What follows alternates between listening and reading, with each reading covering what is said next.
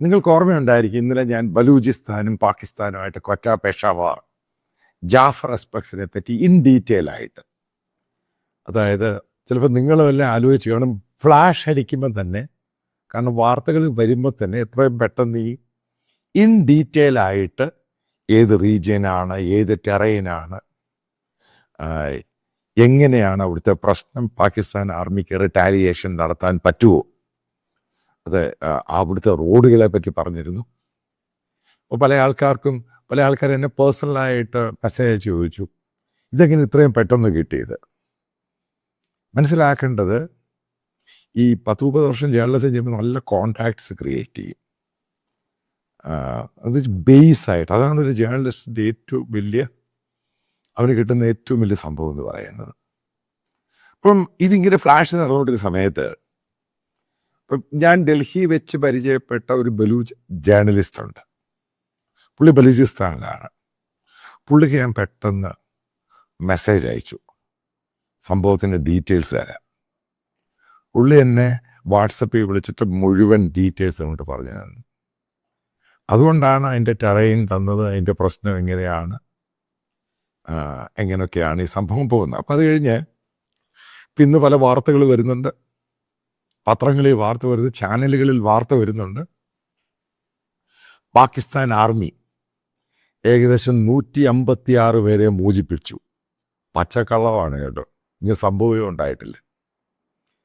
ഈ ബലൂച്ച് പോരാളികൾ, അതായത് BLA-ക്കാർ, അതിനകത്ത് ട്രെയിനിൻ്റെ അകത്ത് 550 മുകളിൽ ആൾക്കാരുണ്ട്.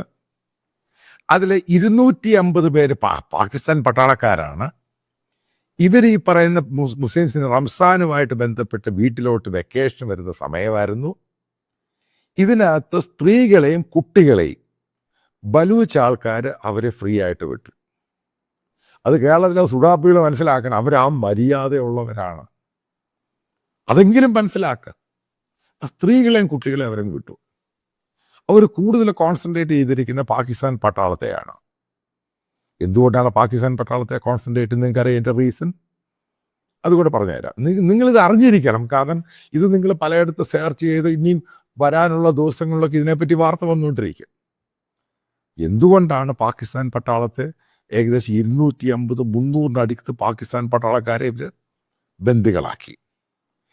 പാകിസ്ഥാൻ ഇന്നലെ രാത്രിയിൽ, കാരണം അവരുടെ വണ്ടികൾ പോകാൻ പറ്റുന്നില്ല, പാകിസ്ഥാൻ പട്ടാളം അവരുടെ ട്രക്കിലൊക്കെ അവിടെ കയറാൻ നോക്കി, ഇവർ ഫയർ ചെയ്തു. ഫയർ ചെയ്യുക മാത്രമല്ല, ഏകദേശം 165 പാകിസ്ഥാൻ പട്ടാളക്കാർ ഈ ടെറൈനിൽ കയറാൻ, താഴെ നിന്ന് കയറാൻ നോക്കിയപ്പോൾ ഇവർ ആംബുഷ് ചെയ്തു. IED ഉപയോഗിച്ച് തൊലച്ച് കളഞ്ഞവർ. പാകിസ്ഥാൻ പട്ടാളത്തിൻ്റെ 3 ഡ്രോൺ ഇവർ അടിച്ചിട്ടു. അതായത് ഇവരുടെ കയ്യിൽ anti aircraft, anti drone, anti helicopter weapons ഉണ്ട്. തമാശയല്ല ഈ സംഭവം. ഇവരാകെ 2500 പേരേ ഉള്ളൂ ബലൂച്ച് ആർമി. നേരത്തെ അതിനെപ്പറ്റി ഞാൻ ചരിത്രം പറയും, Baloch army, liberation army, BLA പറ്റി. ഇന്നലെ പാകിസ്ഥാൻ പട്ടാളം, അപ്പോൾ കാരണം ലോറികളും ട്രക്കുകളും പാകിസ്ഥാൻ ആർമിക്ക് അങ്ങോട്ട് കയറാൻ പറ്റുന്നില്ല, അവരതേ റൂട്ടിൽ ട്രെയിനിൽ വരാൻ ശ്രമിച്ചു. ഉണ്ടായ സംഭവമാണ് ഇതോരോന്നും ഞാൻ ഈ പറയുന്നത്. എന്താ സംഭവിച്ചെന്നറിയോ? ഈ ബലൂച്ചുകൾ അതിൻ്റെ അവിടെ ഇരുന്ന ട്രെയിനിൻ്റെ ഇങ്ങോട്ട് എടുക്കാതിരിക്കുന്ന വളരെ മുമ്പേ തന്നെ ട്രെയിനിൻ്റെ റെയിൽവേ ട്രാക്ക് ഇല്ലാതായി കളഞ്ഞു.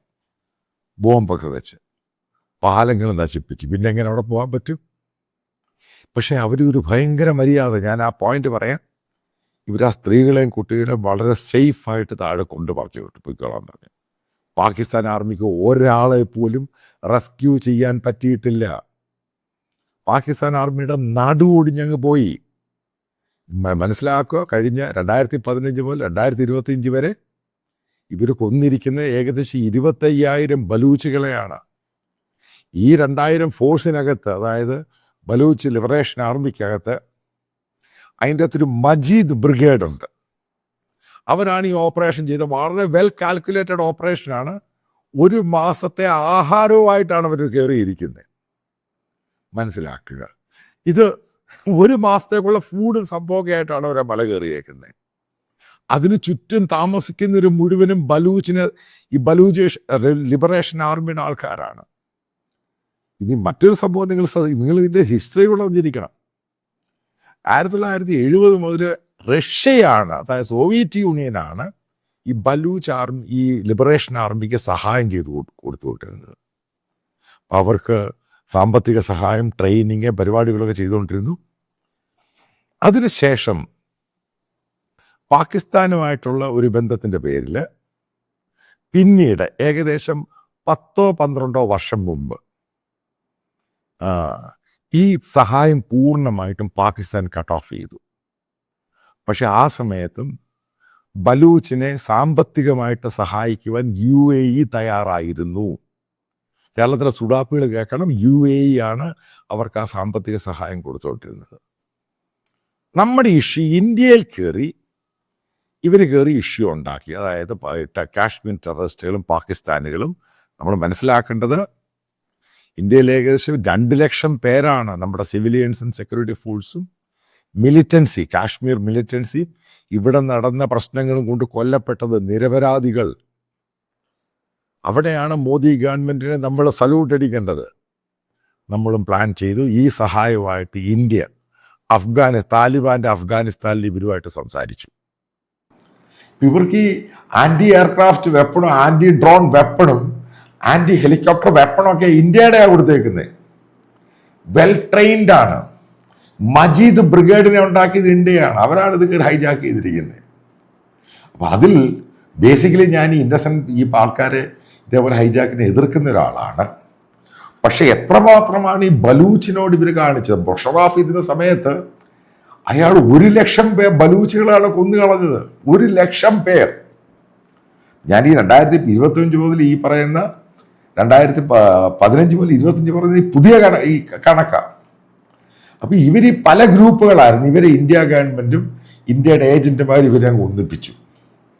ശക്തമായ ഫോഴ്സായി മാറി. ഇതിനകത്ത് ഇഷ്ടം പോലെ സ്ത്രീകളുണ്ട്. സ്ത്രീകളാണ് ഈ ബോംബുമായിട്ട് ആർമി കന്റോൺമെൻറ്റിൽ പോയിട്ട് ഇവന്മാരെ പൊട്ടിക്കുന്നത്. അട്ടിച്ച് നാശമാക്കി കളയും ഇവന്മാരെ. ഇപ്പോൾ പാകിസ്ഥാൻ്റെ ഭയം ഈ സാധനം ഇത്രയും പട്ടാളക്കാരെ കശാപ്പായി കഴിഞ്ഞാൽ അവിടുത്തെ പട്ടാളത്തിൻ്റെ ആർമിയുടെ മൊറാൽ എന്ന് പറഞ്ഞാൽ കംപ്ലീറ്റ് അങ്ങ് ഡൗൺ ആയിപ്പോവും. നിങ്ങൾ മനസ്സിലാക്കുക, ഒരു 2500 പേര്. ഇപ്പുറത്ത് പാകിസ്ഥാൻ്റെ 5 ലക്ഷം പേരാണ് പട്ടാളക്കാർ. അവരുടെ ഡേറ്റ ഉണ്ട്, കണക്ക്.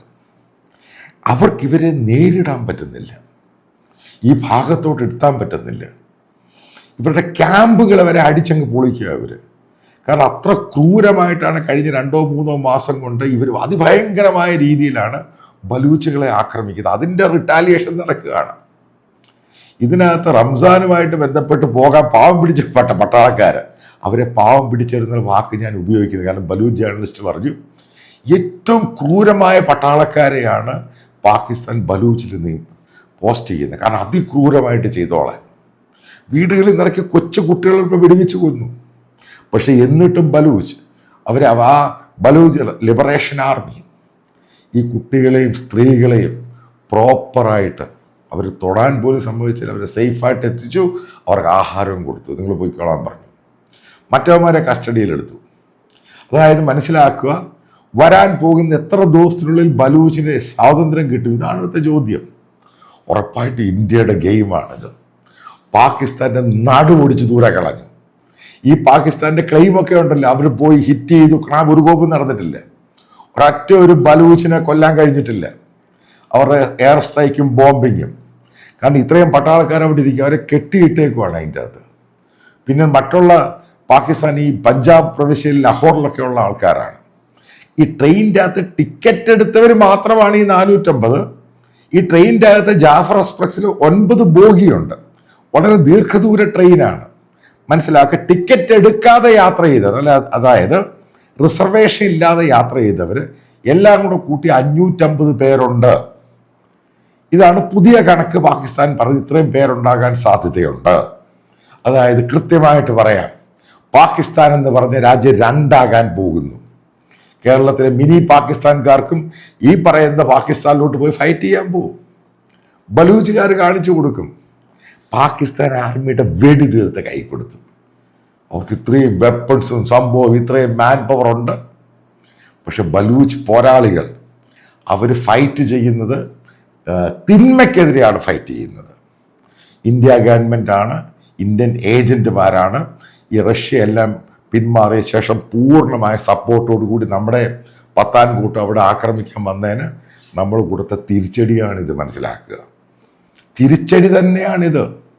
നിങ്ങൾക്കറിയാം, നമ്മുടെ CRPF ഏകദേശം 69 ജവാന്മാരാണ് ഇവരുടെ ബോംബാക്രമണത്തിൽ കൊല്ലപ്പെട്ടത്. അപ്പോൾ അവരുടെ അത്രയും ബോഡി അന്ന് ഡൽഹി എയർപോർട്ടിൽ കൊണ്ടുവന്ന സമയത്ത് കാരണം അത് കാണാൻ വേണ്ടി ഞാനും പോയി. കാരണം നമുക്ക് വേണ്ടി സെക്യൂരിറ്റി പോയ ആൾക്കാരെ അതിക്രൂരമായിട്ട് എത്ര പേര് ഇഞ്ചേർഡായെന്നറിയും. അതിനൊക്കെ ഒത്താശ ചെയ്തു കൊടുത്ത് ഭീകരവാദികളായ പാകിസ്ഥാൻ, മതതീവ്രവാദികളായ പാകിസ്ഥാൻ, അവർക്ക് കൊടുത്തൊരു അടിയുണ്ടല്ലോ മോദി ഗവൺമെൻറ്. അമേസിങ്. ഇതാണ് കൊടുക്കേണ്ടത്. അതായത് ഒരിക്കലും ഈ പറയുന്ന കോൺഗ്രസ് ഡോക്ട്രീനോ ഗുജറാത്ത് ഡോക്ട്രീനോ ഇതുമായിട്ട് മുന്നോട്ട് പോയാൽ ഈ മതതീവ്രവാദികളെ ഒതുക്കാൻ പറ്റില്ല. ഇതായിരുന്നു ആവശ്യം. അവർ റംസാൻ കാലത്ത് തന്നെ ഇവർക്ക് കിട്ടേണ്ടത് കിട്ടി. അവർക്ക് ഈ റംസാനും പെരുന്നാൾ ഇതൊന്നും ഒരു പ്രശ്നമൊന്നുമല്ല പാകിസ്ഥാനികൾക്ക്. ഈ ശരിക്കും പറയുന്ന മുസ്ലിം കമ്മ്യൂണിറ്റിയിലുള്ളവർക്ക്, മതതീവ്രവാദികൾക്ക്. അവരുടെ ആ സമയത്ത് തന്നെയാണ് ഏറ്റവും കൂടുതൽ കൊലപാതകം, ഇതും ബോംബ് സ്ഫോടനവും ഒക്കെ നടക്കുന്നത്. ഇനി ആൾക്കാർ ആലോചിക്കേണ്ടതാണ് ഈ രാജ്യങ്ങളുടെയൊക്കെ, മതതീവ്ര രാജ്യങ്ങളുടെയൊക്കെ മുന്നോട്ടുള്ള പോക്ക് എങ്ങോട്ടാണ്. അതായത് ഇന്ത്യ ഇവിടെ മനസ്സിലാക്കേണ്ടത്, ഇന്ത്യ എന്ന് പറഞ്ഞ മഹാരാജ്യം ഗെയിം കളിക്കാൻ തുടങ്ങിയാൽ നമ്മളെ എതിർക്കുന്നവരെ നമ്മൾ തൊലച്ച് കളയും. ഇതാണ് ഇപ്പോൾ ഈ ബലൂച്ചും പാകിസ്ഥാനുമായിട്ടുള്ള ഇഷ്യൂ നമ്മൾ കണ്ടത്. പാകിസ്ഥാൻ നശിച്ചേ മതിയാവത്തുള്ളൂ. ഇനിയും ഇതുമായിട്ട് ബന്ധപ്പെട്ട് ഇവർക്കൊരു കോംപ്രമൈസ് രീതിയിൽ ചർച്ച നടത്താൻ പോലും ഇന്ത്യ മുന്നോട്ട് വന്നാലേ പറ്റൂ. അപ്പോഴവിടെ ഇന്ത്യ ഡിമാൻഡ് ചെയ്യും, ഇന്ത്യ മോസ്റ്റ് വാണ്ടഡ് ടെററിസ്റ്റായിട്ട് അവിടെ കഴിയുന്ന ദാവൂദും ഹഫീസ് സെയ്ദിമാരെ തിരിച്ചു തരാൻ പറയും. അവരെ തിരിച്ചു തരുവാണെങ്കിൽ അവന്മാരെ തിരിച്ചു കൊടുക്കുമെന്ന് പറയും. കണ്ടോണം, വരാനുള്ള ദിവസങ്ങളിൽ എന്ത് ഡെവലപ്മെൻ്റാണ് ഉണ്ടാകാൻ പോകുന്നത്. ഞാൻ ഈ പറഞ്ഞ സംഭവം ഇന്ത്യ ഗവൺമെൻറ് ഇടപെടും, ഇവരെ ഇന്ത്യക്ക് കൊടുക്കാൻ പറയും, എന്നാൽ ഇവന്മാരെ തിരിച്ചു വിടാമെന്ന് പറയും. ഇതൊക്കെയാണ് വരാനുള്ളത്. ഇതൊക്കെ ഞാനൊരു വളരെ കൃത്യമായിട്ട് അറിഞ്ഞാണ്. ഫർദറായിട്ട് എസ്കലേറ്റ് ചെയ്യുവാണെങ്കിൽ ഇതായിരിക്കും മുന്നോട്ട് പോകുന്നത്. ഇതോടുകൂടി പാകിസ്ഥാൻ എന്ന് പറഞ്ഞ രാജ്യം രണ്ടായിട്ടങ്ങ് മാറും. അത് ഈ ലോകത്തിനും ആവശ്യമാണ്. അത്ര ക്രൂരതയാണ് ഇവന്മാർ കാണിക്കുന്നത്. കിട്ടേണ്ടത് ആ സമയം നോക്കി കിട്ടുക എന്ന് പറയുന്നത് ഏറ്റവും കൃത്യമായ കാര്യമാണ്. പാകിസ്ഥാനിലും ബലൂച്ചിലും നടന്നത്. അവർക്കത് കിട്ടേണ്ട സമയത്ത് നല്ലപോലെ അങ്ങ് കിട്ടി. ഈ പറയുന്നത് ഒരു റിക്വസ്റ്റാണ്, പക്ഷേ ഇത് മാൻഡേറ്ററി അല്ല. ഈ ചാനൽ പൂർണ്ണമായിട്ട് ഫ്രീ ആയിരിക്കും. പക്ഷെ നിങ്ങൾക്കറിയാം, ഈ യൂട്യൂബ്, ഗൂഗിളിൽ നിന്ന് കിട്ടുന്നത് അത് ഒരു പരിധി വരെ അതിനകത്ത് ഇതിൻ്റെ എക്സ്പെൻസുമായിട്ട് കമ്പയർ ചെയ്യാൻ പറ്റുകയുള്ളൂ. അപ്പം ഇതിൻ്റെ താഴെ ഇതിൻ്റെ കമൻറ്റ് ബോക്സിൽ ഇപ്പം ബാങ്ക് ഡീറ്റെയിൽസും കറണ്ട് അക്കൗണ്ടാണ് പിൻ ചെയ്തിട്ടുണ്ട്. പിന്നെ വീഡിയോയിൽ ഇതിൻ്റെ സ്കാനറുണ്ട്. അപ്പം നിങ്ങൾക്ക് താല്പര്യമുള്ളവർക്ക് അത് കോൺട്രിബ്യൂട്ട് ചെയ്യാം. മേക്ക് ഇറ്റ് ക്ലിയർ, ഇത് കംപ്ലീറ്റ്ലി ഫ്രീ ആയിരിക്കും. കുറച്ച് എക്സ്പാൻഷൻ പ്ലാനുകളൊക്കെ ഉണ്ട്. നല്ല മാൻ പവർ വേണം, കുറച്ച് കൂടുതൽ നല്ല ടെക്നോളജി വേണം. അതിനൊക്കെ സ്പെൻഡ് ചെയ്യണം. കാരണം ആൾക്കാരുടെ വ്യൂസ് കൂടുന്നുണ്ട്. നിങ്ങൾക്കറിയാം, എനിക്ക് ഈ പറയുന്ന ഒരു വലിയ സബ്സ്ക്രിപ്ഷനൊന്നുമില്ല. സഹകരിക്കാൻ താല്പര്യമുള്ളവർക്ക് സഹകരിക്കാൻ. ഒരു കാരണവശാലും ഇത് നിർബന്ധമോ മാൻഡേറ്ററി അങ്ങനെ ഒന്നും തന്നെയല്ല. നിങ്ങൾക്ക് താല്പര്യമുള്ളത് മാത്രം വിശ്വസിക്കുന്ന നിങ്ങൾ ഇതിൽ കോൺട്രിബ്യൂട്ട് ചെയ്യുമെന്ന്.